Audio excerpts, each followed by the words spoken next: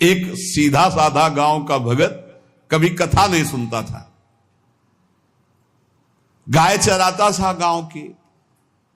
तो एक दिन और गोपाल जो गाय चराने वाले थे, उन्होंने कहा यार कभी तो कथा सुन लो, रात दिन पशुओं के पीछे घूमते हो, पशु बुद्धि, कभी तो कथा सुन लो। तो एक दिन सोचा दोपहर के भोजन गांव में पाएंगे जाके अपने घर में, और कथा हो रही वहीं से निकल लेंगे, जो सुन लेंगे तो सुन लेंगे। खड़े खड़े वहां चर्चा चल रही थी, जिसने मनुष्य जन्म लेकर के गुरु मंत्र नहीं लिया और नाम जब भगवान का नहीं किया, उसका जीवन मुर्दा, व्यर्थ जीवन। चला गया सुन के, और बार बार वही दिमाग में कि पंडित जी कह रहे थे गुरु मंत्र नहीं लिया और नाम जप नहीं किया तो मुर्दा जीवन। जिन हरि भगत हृदय नहीं आनी, जीवित सौ समानते प्राणी।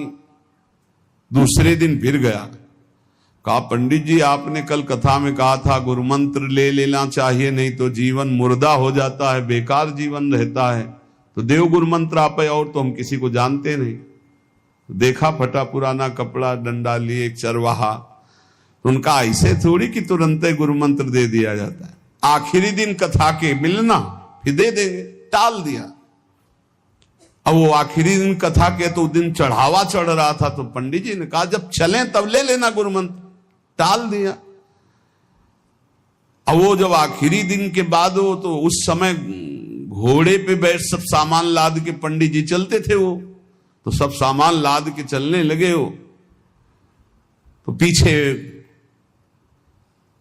पंडित जी आप जो कह रहे थे कि गुरु मंत्र देंगे, आप गुरु मंत्र दे दीजिए।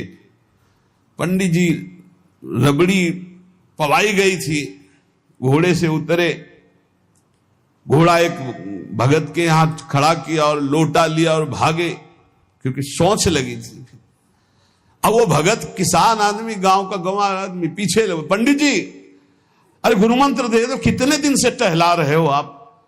अरे उनका यार मतलब सोच का पैसा, तू गुरु मंत्र की बात कर। अब वो पीछे लगा कि अब हम नहीं जाने वाले, आपने सब सामान लाद ली थी, भगवान की कृपा कहो कि आपको सोच लगी आई, नहीं तो आप हमको तो गुरु मंत्र ही नहीं देते, हम आपको नाम पर विश्वास की बात। पंडित जी तो दात गपोचन, जय गुरुदेव की जय गुरु। वो दबकाए यह दात गपोचन, मतलब एकदम मूर्ख आदमी, तो सोच तो। वो प्रणाम कर लिया, जय गुरुदेव, धत गपोचन धत गपोचन। जपना न राधा न कृष्ण न राम न हरि। घर आया, बोले आज से गाय चराना बंद। बोले क्यों? बोले गुरु मंत्र मिल गया, अब हम भजन करेंगे, हमारा जीवन मुर्दा नहीं रहेगा, अब जीवन सार्थक रहेगा। और मेहनत करने वाला आदमी, गाय चराने वाला आदमी, अब शुरू हो गया बैठ के धत गपोचन धत गपोचन। अब इसमें न कोई भगवान नाम है, न कोई मंत्र है, न प्रणव है, न नमो नमः, कुछ नहीं। गांव के लोग, घर के लोग बोले कि यार 50 गाय चराता था, पता नहीं कौन सा हम लोगों का पाप उदय हुआ कि कह दिया कि कथा सुन लेना। अब वो गाय चराना भी छोड़ दिया, अब गपोचन शुरू हो गया। अब उसकी ऐसी लगन लगी, सहज सरल भोले जो होते हैं ना, हरिवंश महाप्रभु कह रहे हैं, मुनि मन ध्यान धरत नहीं पावत, करत विनोद संग बालक भट, दास अनन्य भजन रस कारण, जैसे हित हरिवंश प्रगट लीलानट। लालजू महाराज बड़े बड़े मुनियों के ध्यान में नहीं आने वाले, बड़े विनोदी। रुक्मिणी जी से कहा तैयार हो, भगत के दर्शन करने चलना है। रुक्मिणी जी ने कहा बहुत दिनों बाद आज आपको किसी भक्त की याद आई, प्रभु जरूर कोई महाभागवत होगा, हम चलते हैं। बोले बहुत विचित्र महाभागवत। चले, साधारण वेश में चलना है।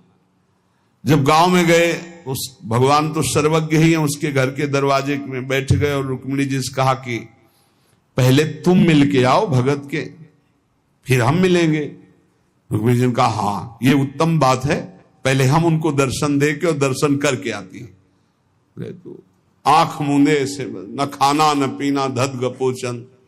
रुक्मिणी जी इनका ये कौन सा नाम भगवान का, न विष्णु शास्त्र नाम में है, न गोपाल शास्त्र नाम में है, और कहीं हमने पढ़ा नहीं, ये कौन सा भजन कर रहा है।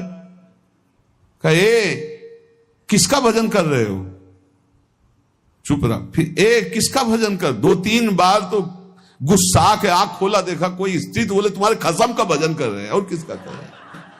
वो रुक्मिणी जी आ गई, बोले बहुत जानकार भगत है प्रभु द्वारिकाधीश से कहा बहुत जानकार भगत है। बोले क्यों, बोले हमने कहा कि किसका भजन कर रहे हो, देखो हम इतना छुप के गई थी, लेकिन वो पहचान गए, वो कह रहे तुम्हारे खसम का भजन कर रहे थे। अब भगवान ने कहा हाँ तभी तो हम आए भगत जोड़ कर। बोले प्रभु आप दर्शन बाद में करना, जाके पहले हमारा प्रश्न बता दो, प्रश्न का उत्तर दे दो कि आपके विष्णु शास्त्र नाम, गोपाल शास्त्र नाम, बहुत से नाम हैं, ये नाम तो हमने कभी नहीं सुना। भगवान ने कहा ये नाम हमको तो बहुत प्यारा है। बोले आपको कब, मतलब ये कब कैसे नाम रखा गया। बोले बहुत प्यारा है, हमारा ब्रज का रखा हुआ नाम है, ब्रज में मैया ने रखा था। कैसे रखा था।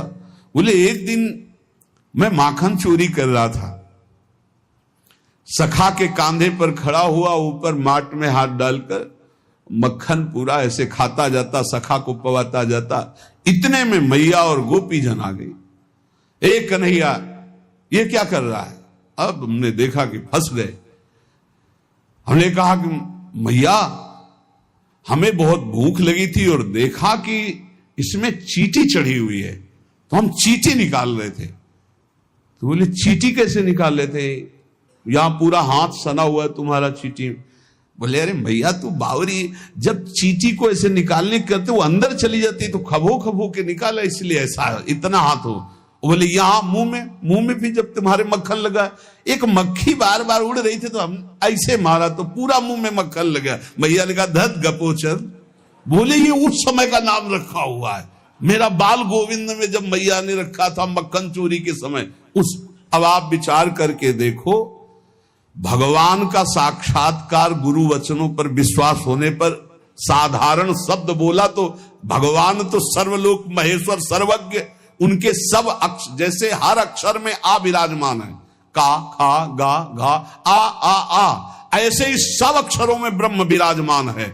फिर राधा नाम तो स्वयं हरि जपते हैं, और राधा नाम तो परम प्रेममय है और बड़ा गुह्य है। विश्वास करके जब वो धदगपोचंद जपा तो रुक्मिणी द्वारिकाधीश भगवान दर्शन देने आ गए, और तुम विश्वास करके राधा राधा जपोगे तुम्हें नहीं प्राप्त हो जाएगा। अरे यही राधा स्वयं भगवान हरि जपते हैं।